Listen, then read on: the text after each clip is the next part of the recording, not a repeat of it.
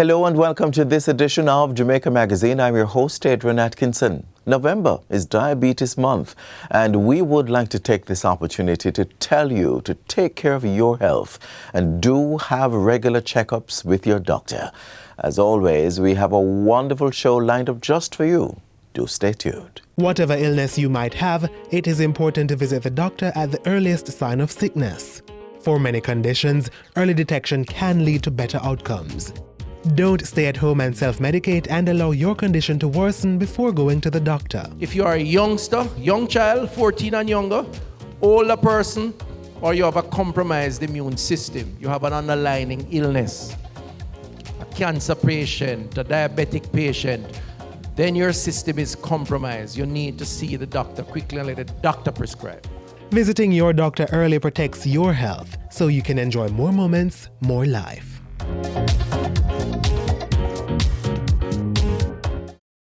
October is over, but I'd like to think that any time is a good time to talk about the issue of breast cancer and what can be done to help its victims. We have a consultant radiologist and a surgical oncologist here, ready to discuss the facts. Let's listen in.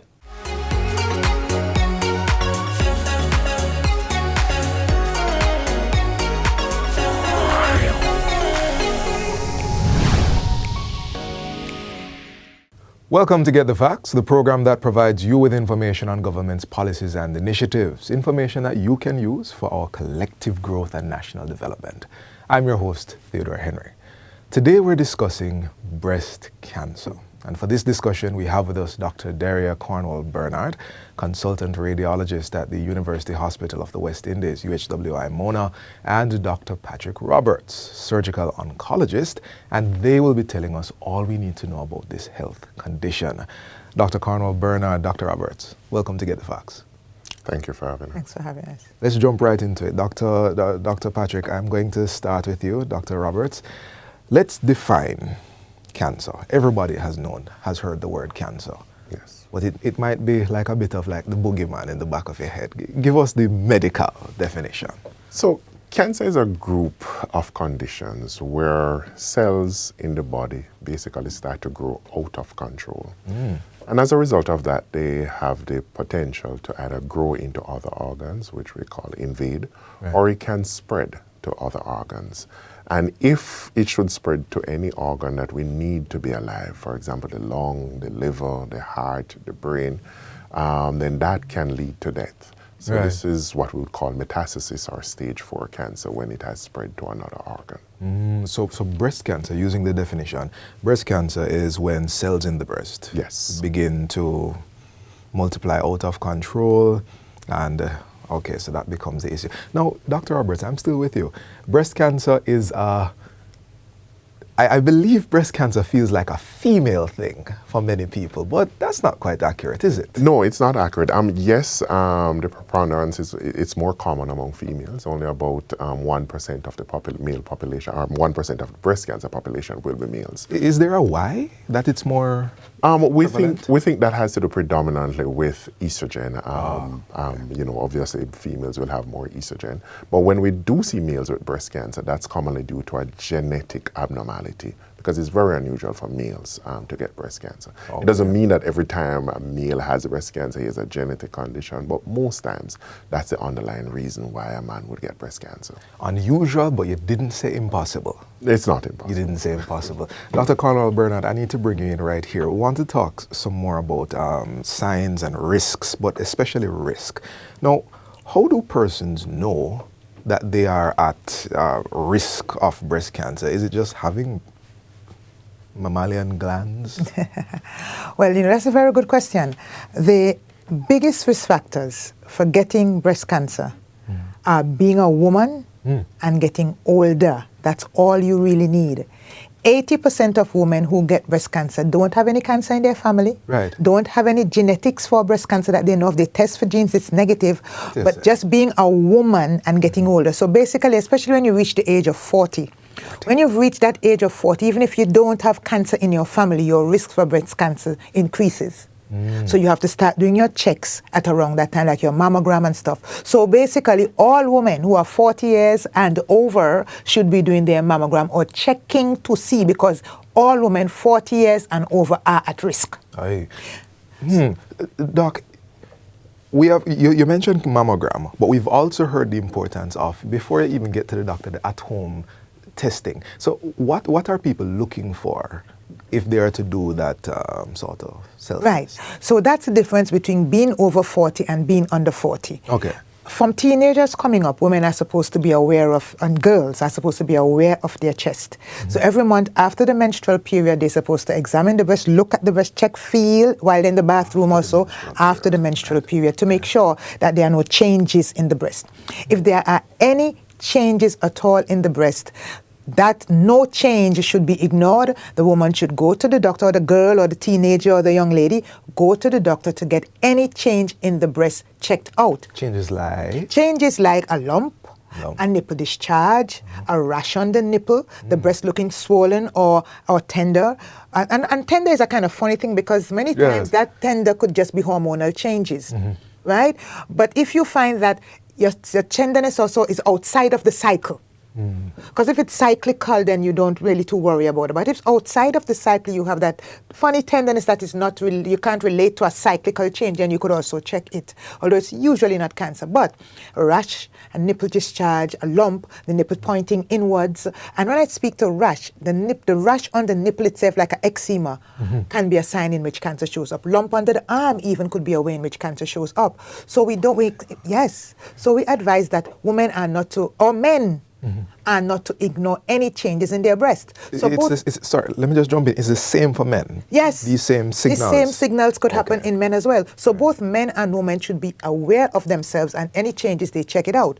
And men continue this for the rest of their life. Women do this up until they're about 40. When you reach 40, if you don't have cancer in your family, then you still have to now go and check the breast with a mammogram, even if the breast feels normal, to make sure that the breast is normal for truth, because the mammogram can pick up signs of cancer 2 to 3 years before you can feel any change on the breast. Right. So let's distill this. Let me make sure I'm getting it right, so our guests get it, or viewers get it right. Before 40, you need to be doing those checks. Go if something seems wrong. Yes. After 40, no matter what, go and get it checked out on schedule. Yes. And men and women have the responsibility to check. Yes. Got it. Dr. Roberts, the early detection is key. Every time we hear about cancer, early detection comes into the conversation. And talk to us about the different stages of breast cancer. So yes, early detection is key, and we ideally would love to detect breast cancer if present before someone has, there are any signs or symptoms. But the earliest stage we could detect this is what we call in situ disease. And this is when you have cancer cells confined to the ducts. And the duct is like a tube. So these cancer cells are in the lumen of the tube. So they haven't gone through the wall of the tube as yet. And when the cancer cells grow through the wall, that's when we call it invasive disease. So in situ is the earliest stage. This is not something you can detect by clinical examination. The only way to detect this is going to be on a mammogram. Then Dr. Cornwall Burnwell, go look and see. Yes. Hence the importance of getting the mammogram as suggested by Dr. Cornwall. And obviously, when it grows through the wall, then, it can get bigger in size, and we can now have the cancer spreading from the breast to other organs as well, such as the lymph nodes under the arm, and it can spread to other organs such as the bone, the brain, the lung, liver, etc. So help me out here, Dr. Roberts, if I can jump in. What you have described is what, stage 1 and... So in situ is when it is confined to the lumen of the duct. It hasn't gone through the wall. Stage 1 is when it's going to be of a certain size, probably below 2 centimeters in size, but we don't have any lymph node involvement. Right. If this cancer has spread to lymph nodes, then that's when we start to get into like stage 3. And stage 4 is when it has spread to any distant organ. Now, the earlier this stage is, the easier it is to treat, the cheaper it is to treat, and the less morbidity, the less side effects associated with treatment. Got it. Cheaper. Treatment, that's the word we're going to take a quick break on, and then we're going to come back. We're talking about breast cancer, and you, please, don't go anywhere.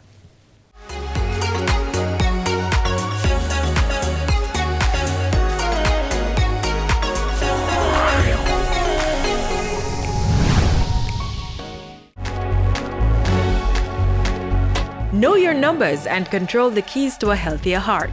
Know the numbers for your blood pressure, cholesterol level, blood glucose level, and your weight and body mass index. Find out the risks they represent and what you need to do to stay healthy. Talk to your doctor and start making healthy lifestyle choices to prevent a heart attack or stroke.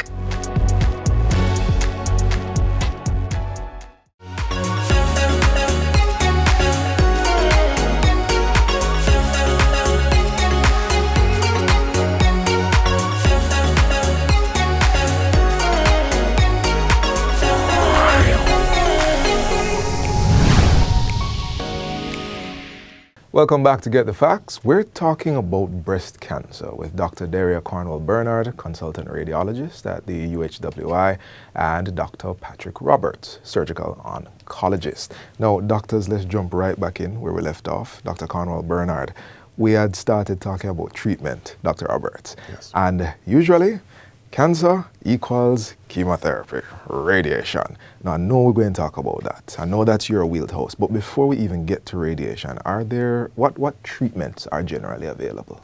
Okay, so with breast cancer, there are many different types of breast cancer. Okay. And so basically we have packages of treatment that it depends on the type of cancer and the stage that we caught it that will determine the package that is delivered to the patient or recommended. And Dr. Roberts, you gave us the stages. Yes, Dr. Right? Bernard. So if you have estrogen positive cancer, HER2 positive, and there is triple negative. Now, of them, the triple negative is the most aggressive. So Okay. depending on the type. Now, so if someone has an early stage estrogen positive cancer, for example, they may go straight to doing surgery without even needing radiation or chemotherapy. And then after, they may be put on hormonal treatment for a couple of years, maybe 5 years, 10 years of hormonal treatment after to keep the cancer at bay or to keep the estrogen receptors that may have caused the cancer at bay. Right. Now, if somebody has, for example, triple negative breast cancer, right, that cancer is found to be more aggressive, especially if we catch them at a larger size. So that person may need to start with chemotherapy before they do surgery to shrink the tumor and then do surgery. So chemotherapy is not curative by itself. It's for shrinking, and then surgery for removal. Am I? Yeah. So chemotherapy basically is a part of helping to treat or to control the process throughout the body. Okay. Okay. While the surgery will deal with the local tumor. Ah, got it. Right? But chemotherapy goes throughout the blood now and mop up the thing all over. Got it. Right? Got it. So we don't want people to be afraid. Chemotherapy is offered at all public institutions, at University Hospital, at Kingston Public Hospital, at Cornwall Regional Hospital. We have chemotherapy offered at these centers. And we even have at Hope, you call this in Hope Institute, they offer chemotherapy. And everybody does not need chemotherapy, but if when we see your stage and the type of cancer that you have and it is recommended, it is because it is in your best interest to do so, because that is how we're going to hold the dragon and hold it down and deal with it. Like how you said. Right? Like how you said. Yeah, man. So chemotherapy is our friend. Right. Right? So we have chemotherapy, and some people that is all that we can offer them, like the triple negatives. And then we have now, if you know that you have a HER2 positive cancer, we may give chemotherapy depending on the size of stuff that we found it at. So we may still give chemotherapy before surgery depending, and then after that we may put them on something called Herceptin, which may give them like 17 doses of this over like a month, one dose per month or every 3 weeks or so. So that goes over some months to year, and after the surgery. And then there may be other immunotherapy like Projector and Phesgo. So these are all treatment medicine that is either injected or taken orally to help to treat the cancer. So we have those treatment, chemotherapy, immunotherapy, and we also have surgery, which is to do the local treatment. And it depends on the stage we caught it. The earlier we catch this cancer, some people won't even need the chemo if we catch it early. Early detection. Early detection is key. I feel like asking you a timeline question, but I get the sense that you'll tell me it depends on the stage, how long treatment will take. So how long treatment will take? You got it right. It depends on what type of cancer you have, that person has, and how early we caught it. Okay. So we have to, now that we've touched on treatment, I want to touch on the where. Dr. Roberts, Dr. Cornwell-Bernard, you called a few names a while ago, but give our audience the map when it comes to care, when it comes to detection, when it comes to the treatment? Where do people go? So for detection, let me start with detection and then doctor can deal with others. Detection of breast cancer, we want to catch breast cancer before anybody feels anything, before the cancer tell you good morning. Right, right. So to do that, the only thing that can pick up a cancer 2 to 3 years before it say lump, 2 to 3 years. Yes, Okay. is a mammogram. Okay. And you can get mammogram at University Hospital of the West Indies, Jamaica Cancer Society, Kingston Public Hospital, Cornwall Regional Hospital, and all of the private entities also as well. But these public entities do offer mammogram. And, Okay? we're not just talking about women. We're talking about men too for mammograms. No, so men don't have to do mammogram. Okay. What men have to do when it comes to their breast is to be aware of your chest. Okay. Men and women have to be aware. And if you feel any changes in your breast or chest, always go to the doctor. And the doctor for the men would order what they need to order. For some men, we may do mammogram as well, and we may do ultrasound. But what the doctor does is, I want the audience to know, go to the doctor if you feel any changes in your breast, for both men and women. And that starts from teenagers going up. When a woman has reached the age of 30, if she has cancer in her family or the breast cancer genes, that woman will have to start her mammogram at that stage A little earlier. Earlier. And if she doesn't have that breast cancer genes or any strong family history of breast cancer, which she could discuss with her physician, then she waits and start at 40. And at this age, when you have to start, whether it is 30 for the people with the genes or for 40, Everybody even if you've done the mammogram, even if you've done your examination and it is normal, you still have to go every year and do the mammogram, and we could add other things like ultrasound and MRI to it. So that's detection. Now we want treatment. Yes. Dr. Roberts. Yes, so as Dr. Cornwall Bernard said, we have a public and a private system across the country. Right. And in every parish, we have public hospitals. Our hospitals are divided into type A, B, and C. The 3 type A's being Cornwall Regional, Kingston Public, and University Hospital. All right. And then we have some type B, for example, St. Anne's Bay and Mandeville Hospital, and the others being type C. So access to the public system, any parish, someone can access the public system. They'll be seen, they'll be assessed by the doctors in that hospital. And if they need to be referred to either the type B or type C for chemotherapy, hormonal therapy, immunotherapy, that is done sometimes. And sometimes for the surgery, they may be referred to the type B and type A as well, especially if reconstruction is required, because those hospitals would have plastic or reconstructive surgery available. Right. But still, the bulk of the surgeries are still performed at the type C hospitals by trained general surgeons as well. But the chemotherapy is more centralized at the type B and the type A hospitals. Got it. As it relates to radiation, we have public and private facilities. The public facility, we have the Cornwall Regional Hospital and the St. Joseph's Hospital, Health Center, where radiation can be accessed. And that's in the public sector, so it is free. Right. Obviously, it's 2 facilities, so it can sometimes, the demand can be a lot. But they have access to the latest state-of-the-art linear accelerators to provide radiation therapy. Got it. We're almost at our end, but we've heard about 2 centers of excellence for cancer care. What's that about? Well, that's the St. Joseph, this radiation centers. So we have the radiation center in Kingston, at the St. Joseph's Hospital that offers radiation, and also at Cornwall. Oh, okay. And they're up and running. Okay. They're up and running. The only thing is that there's a burden of numbers. So the waiting lists may be long because there's so many people who need this and who can't afford to pay for it privately, so they have to come to the public system. But there's the 2 centers of excellence, St. Joseph's and at Cornwall Regional, and they offer radiation therapy. Got it. Doctors, my last question. Somebody comes in, they felt something, there's something weird happening, they're stressed out. You guys offer some counseling at all? Is that a thing? Yes, we do. We do have support system. And as a matter of fact, I think the first point of contact for counseling, as you enter the hospital, the customer service from the front desk to the doctor, is where calming comes in. Calming comes in. And I tell people, don't be afraid. Don't be afraid. Be afraid if you're not doing anything. But once you are doing your part, faith goes with works. Right. That's what the Lord says, faith and works. And you say, God, I am doing my part. Yeah. I'm going to check myself. As a matter of fact, all women who are 30 years should go to their doctor to get a risk assessment to see if they're of the age to start, the risk to start at 30 or their way to start at 40 with their mammogram. And you just do that every year. In that way, you know that not everybody's going to get cancer, but whoever will get it, we don't know. And if you do the checks, we will find out who have it, and we'll find it out early if you just get into the pattern of going to get checked. Going to get checked. Right. And that is getting your mammogram done. Go every year when you reach the age, get your mammogram done. If something is there, we'll catch it. If nothing is there, we won't see anything. And then you just continue every year to get your checks. That's a powerful call to action, Dr. Cornwell Bernard. And Dr. Roberts, you have the last second and a half of the program to speak to the word on your heart for our audience as well.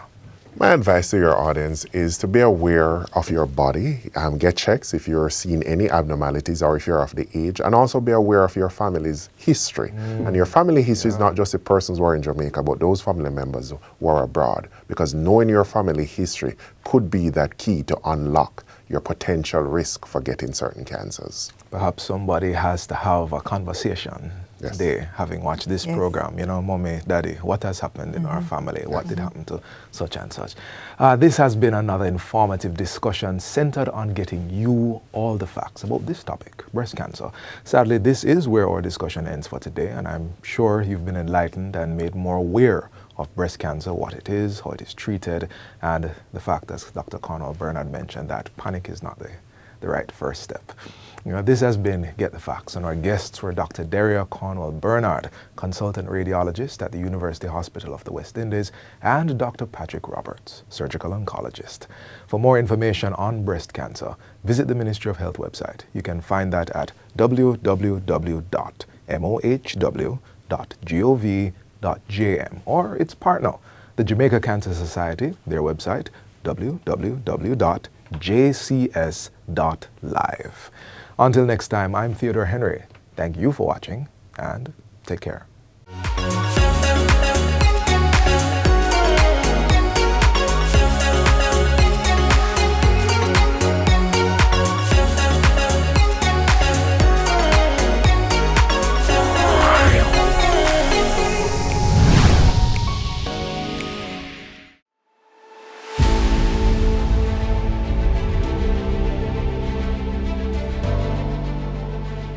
We are not entitled to not even tomorrow, but we got to make the most of today.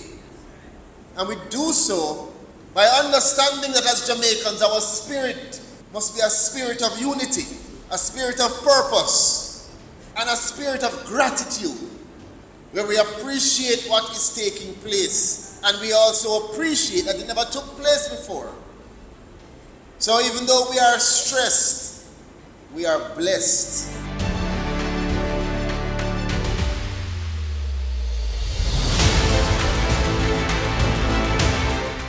We continue our series on the women found in spaces usually dominated by their male counterparts. This week we travel to the east to meet Lilieth Walker, possibly the best weed walker over there in East Prospect, St. Thomas. Take a look. My name is Lilieth Walker. Otherwise, them call my name Miss Melva.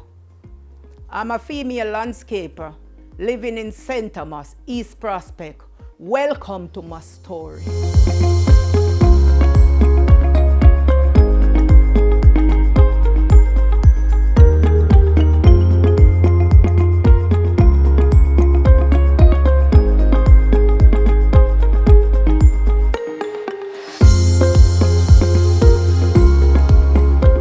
The seventh of 8 children, this St. Thomas native is a jack of all trades, and it's safe to say she's a master of at least one. But let's start from the beginning. Young Melva attended licensed primary in the parish, then St. Thomas Technical High School, formerly Stokes Hall.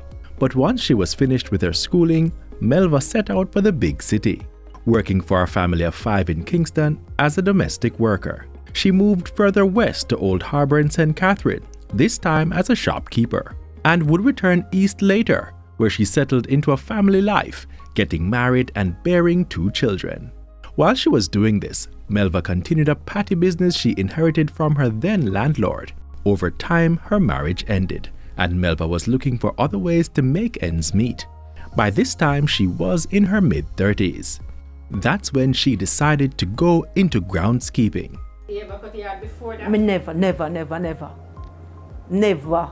cut yard. I buy one 85 machine and give it to one guy with me and him usual a friend. And he work the machine and he not carry no money. And I said to him, all right, bring the machine, come give me, I go cut the yard myself. And I just go just like that. I just said to one church sister, say, I beg the yard if you cut, you know. And she say, we have a cutter man. And I say, all right, pray for me, that's God bless me, that's my best, bless my pastor. And from that, I go out there, can cut yard perfect. After I going into landscaping, I see it was better than making patty, because when I making patty, sometimes no sleep. Go to my bed all 12 o'clock, wake up 2 o'clock, bake, supply patty. Melva found her next meal ticket and did not look back. Burst out like beige kite. So after I burst out like beige kite, a lady give me a lot of land for cut down. And the first I drink so much juice in my life. Whole heap of crowd come down. We see a female using a grass cutter and a hooky machine, chopping down the tree them. So whole heap of crowd come down and a look. From that, them start to issue out my number. I work Danvers Pen, Erie Castle, Retreat, Prospect, all over, taking taxi. An admitted flaw in many can make manual labor seem like something to be embarrassed about. Couple that with something that is set apart from men, and the humiliation may double. Fortunately, this was not the case for Melva. People like to see me go out there and work, man, because them proud of me. Proud of me. A whole heap of ratings me get out there with people, whole heap of ratings. And this includes her male counterparts. The man, they like to see me, man. Some of them like come work alongside me to team up with me. And Melva's talents do not stop at groundskeeping. This visual learner has picked up a lot of skills just by watching. I can mix mortar, I use machete, I dig foundation. I take up the block them on the house top. I stay down the ground there so, and throw the sand up on the house top. I lift up bag of cement. I lift up the block them. I tie up steel even inside there, the living room, the passageway and the kitchen and the bathroom, and me and a guy named Shabba do the steel work for the decking. So I can help myself. I just watch you do something and just graph it. Same like how the man they would have come and mix concrete. I just look where them do and I can mix concrete. Melva admits that now at 52 years old, she has had to slow down, taking less jobs. But as for her choice of career, she has no regrets, and said she would not do anything else, as she has always tried to help herself and family by working and making an honest living, a mindset she hopes others will adopt. You have some people downgrade yard cutting because right now if you find a person for rake, it's hard for you to get them for rake. Because them tell about them in them thing there with raking up a yard and thing. There is no farmer work that downgrade you. From once you working, your honest bread. Just go for it and put your mind and work honest and you will succeed in life.